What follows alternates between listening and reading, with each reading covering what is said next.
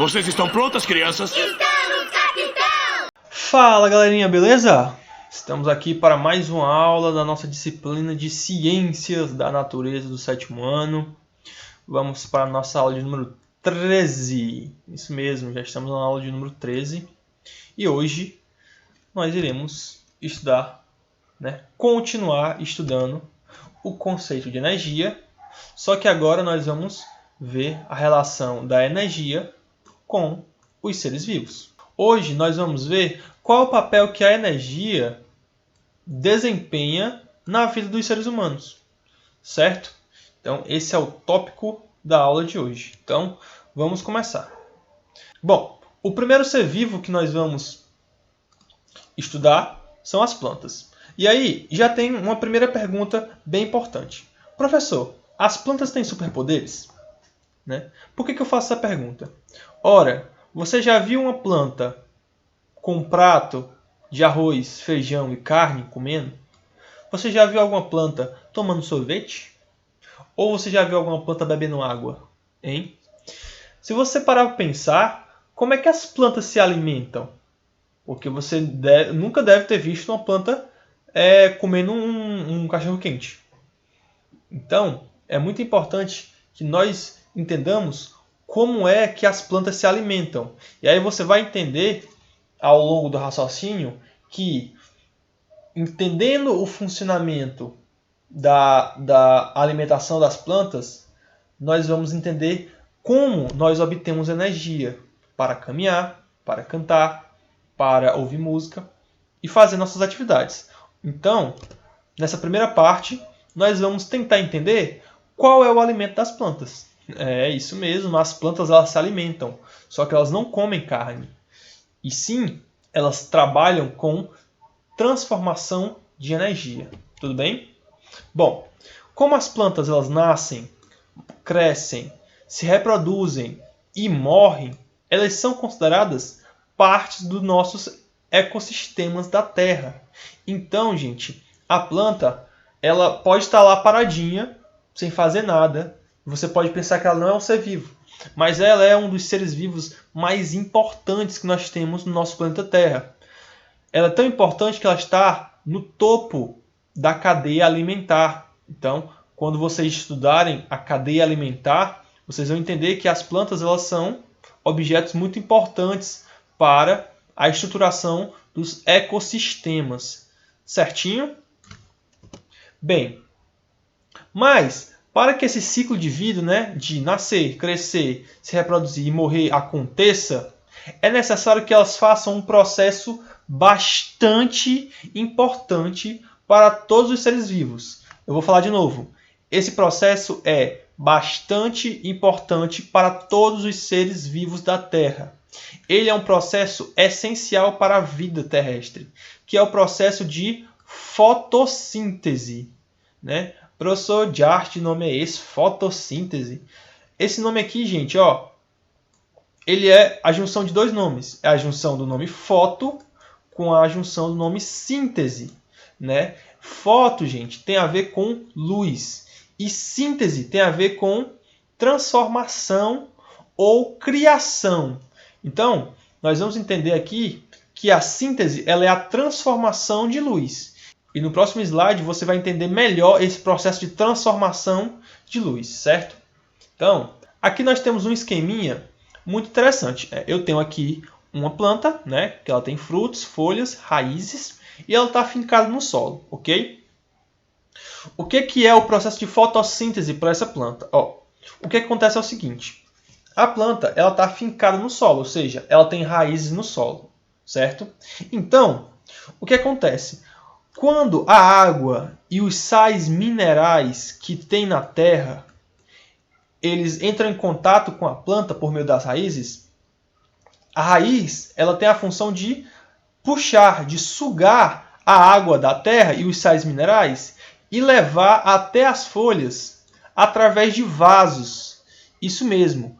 As plantas elas também têm vasos, como nós. Nós temos vasos, só que nossos vasos eles transportam sangue para o coração, para o cérebro e para os outros órgãos do corpo. As plantas elas têm também vasos, só que esses vasos são chamados de seiva.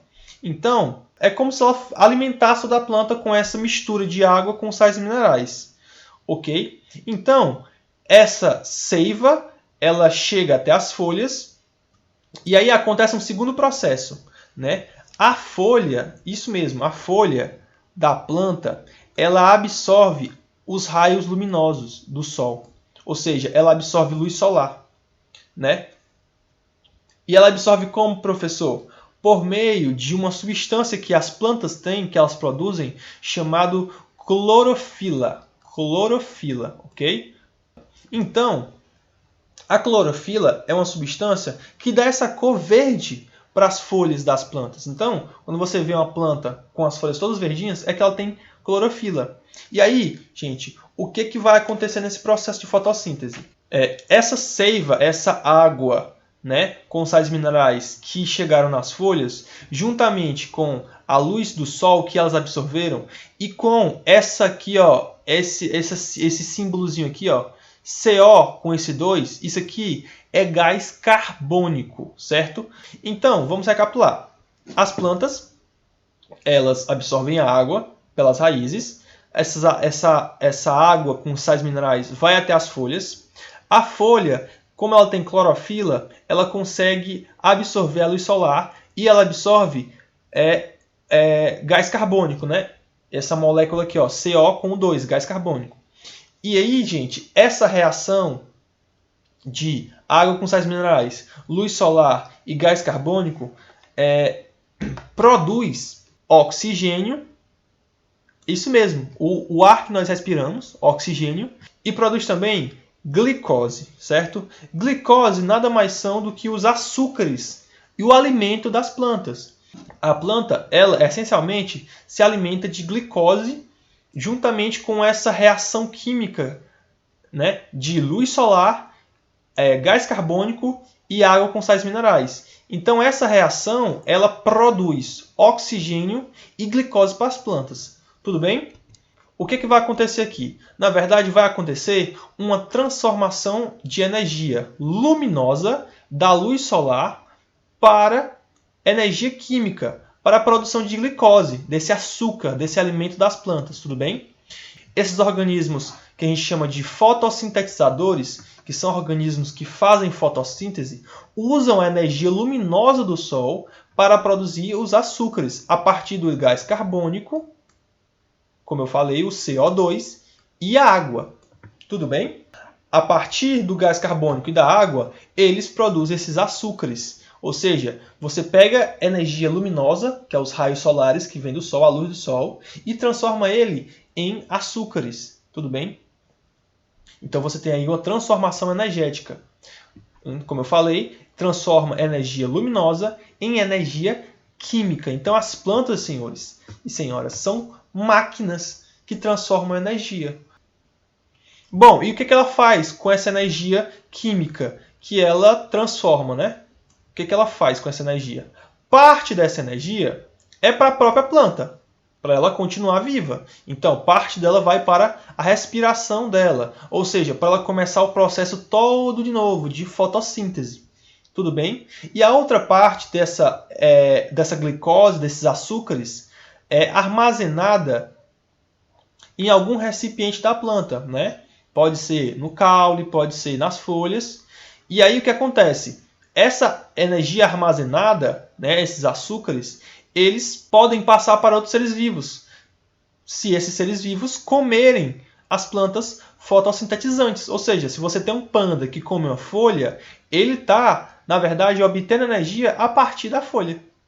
Olha só, então nós já temos aqui uma cadeia de transferência de energia. E aí que a gente vai começar a estudar o consumo energético dos animais, certo?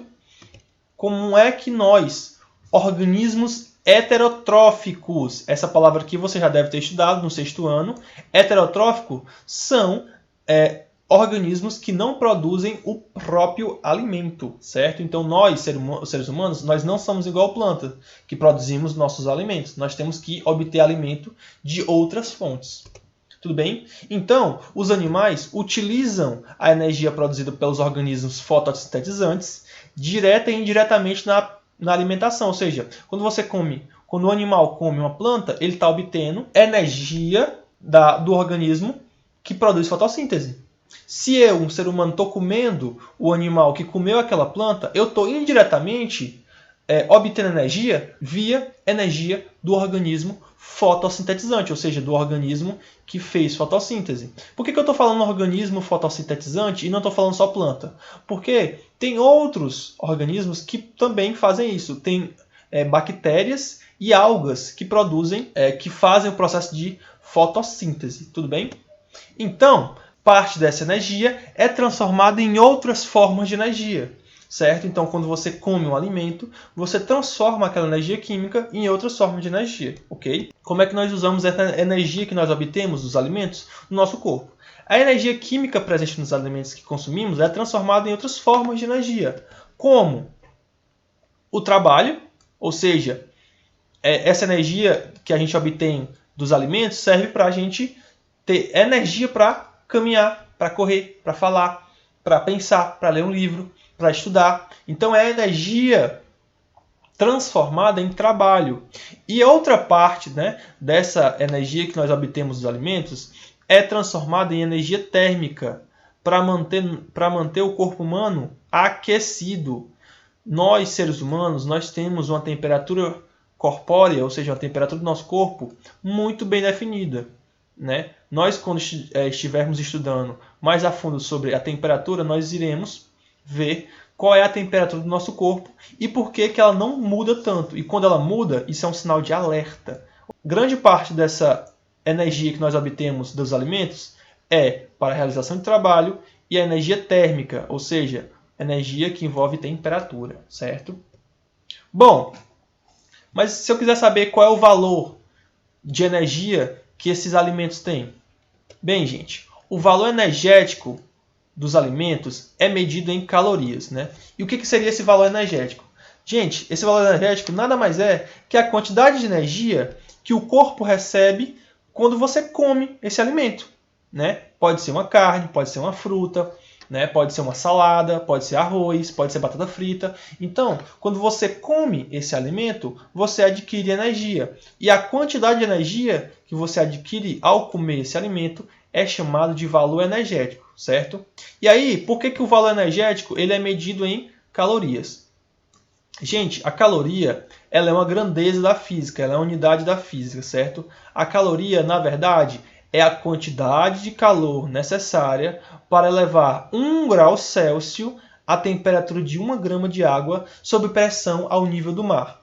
Professor, por que você está falando inglês na hora dessas? Calma, jovem. Isso aqui, ó, tudo vai ser explicado para você. Só que você tem que guardar essa definição aí, ó. Então, pausa o vídeo e escreve ela no caderno.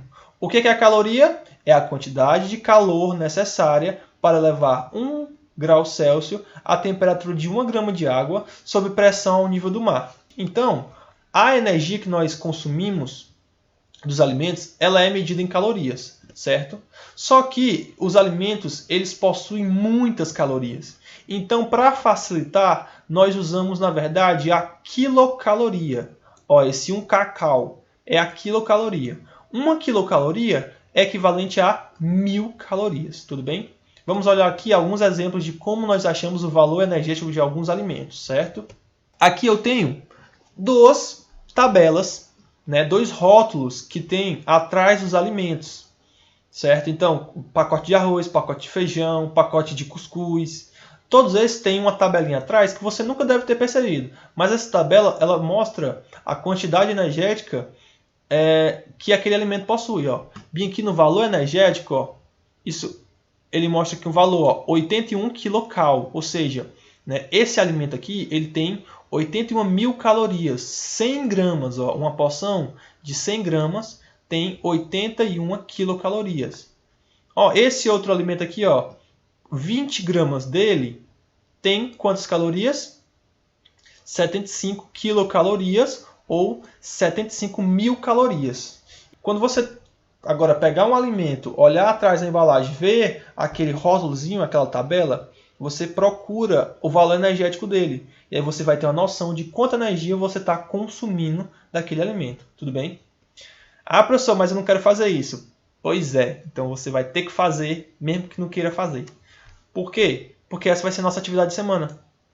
Ó, você vai colocar a mão na massa. Você, na sua casa, pesquise nas embalagens de alimentos, né, o valor energético contido no rótulo deles.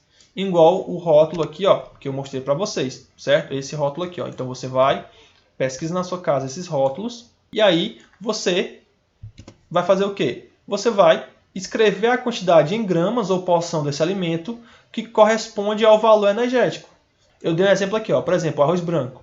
Né? Isso aqui eu inventei, certo, gente? Ó, vamos supor que 100 gramas de arroz branco contém 77 quilocalorias. Então eu vou escrever lá, ó, arroz branco, 100 gramas contém 77 quilocalorias. Feijão, 50 gramas, calorias, certo? E aí, essa aqui é a atividade da semana para vocês, só para vocês fixarem um pouco o que nós aprendemos na aula de hoje. Bom, a aula hoje se estendeu um pouco, mas ela foi necessária para que a gente entenda como nós obtemos energia através dos alimentos. Tudo bem? Na próxima aula, nós vamos começar a estudar a energia térmica, temperatura e calor. Eu vejo vocês lá na próxima aula. Fui!